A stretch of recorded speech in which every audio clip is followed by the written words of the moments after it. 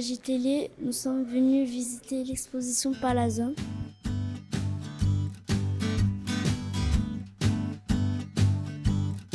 Bonjour, merci d'être avec nous. Qui êtes-vous ? Eh ben moi, je suis Stéphanie, je travaille pour Avignon Tourisme. Je travaille au service communication d'Avignon Tourisme. Avignon Tourisme, c'est la société qui gère le Palais des Papes, où on est, le Pont Avignon, l'Office de tourisme, le Centre des congrès, le parking du Palais des Papes, le parking des Halles, le parking de la Gare Centre et le Parc Expo. Comment sont rencontrés le lieu et l'artiste ? Alors l'artiste, tu sais, c'est une femme qui a à peu près mon âge, qui s'appelle Eva Jospin. Et donc on l'a approchée pour savoir si elle était intéressée de faire une exposition au Palais des Papes. Elle a dit oui, parce qu'elle aime beaucoup Avignon, elle connaissait Avignon. Elle savait que Picasso, le grand artiste, peintre et sculpteur, avait exposé ici. Donc elle était très heureuse qu'on l'invite à venir exposer ici. Et comme elle connaît bien Avignon, le festival d'Avignon, qu'elle avait vu des pièces de théâtre dans la cour d'honneur du Palais des Papes, elle est venue d'abord visiter le palais. Et d'habitude, on fait des expositions que dans la grande chapelle, juste là derrière.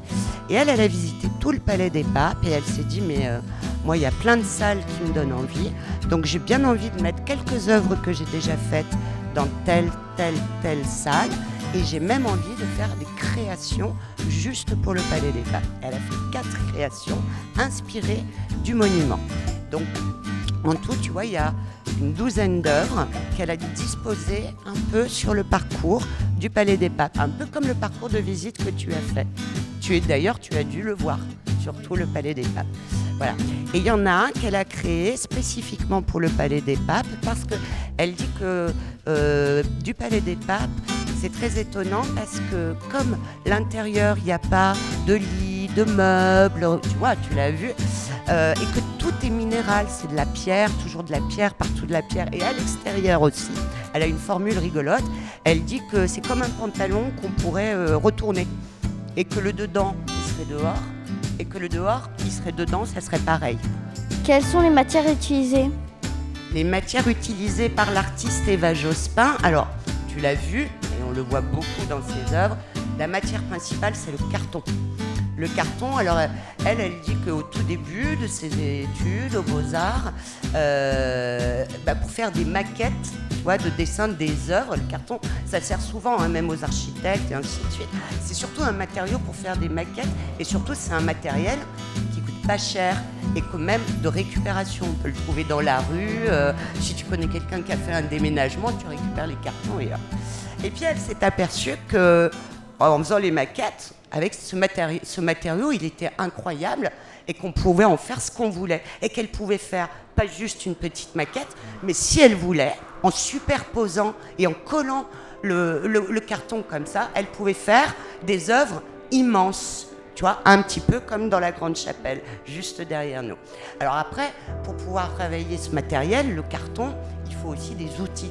Et les outils, tu vois, tu as déjà été chez le dentiste ? Oui, tu sais, quand il passe un petit peu la fraise, là, et ben elle utilise des fraises pour limer comme ça le carton, un peu comme ta dent, tu vois, chez le dentiste. Elle utilise des cutters, ça t'est déjà utilisé en art plastique aussi, des ciseaux, elle utilise de la colle. En fait, tu vois, c'est très artisanal comme travail. Elle travaille la soie, ça tu l'as vu dans la chambre de soie. Elle travaille aussi parfois du métal, des métaux, comme le zinc, le laiton. Elle utilise des choses issues de la nature, des coquillages, des pierres, voilà. Elle est très, très inventive. Est-ce que vous avez quelque chose à ajouter ? Ben oui.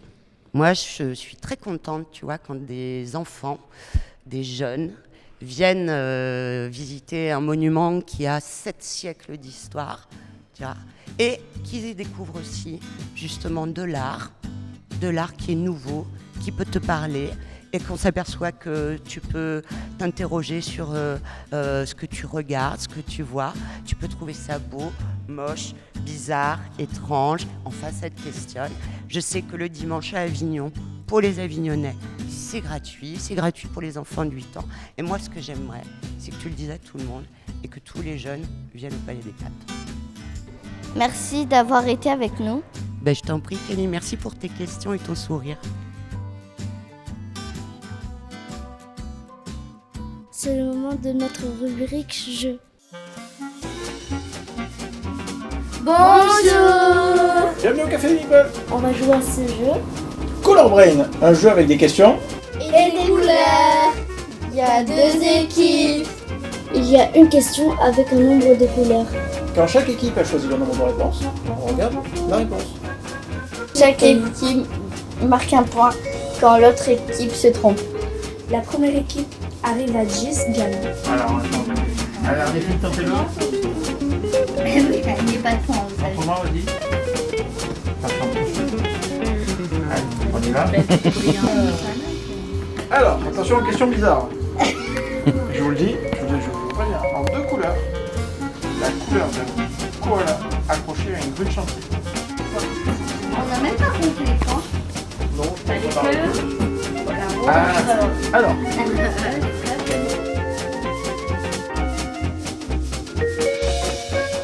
À bientôt sur AGTV.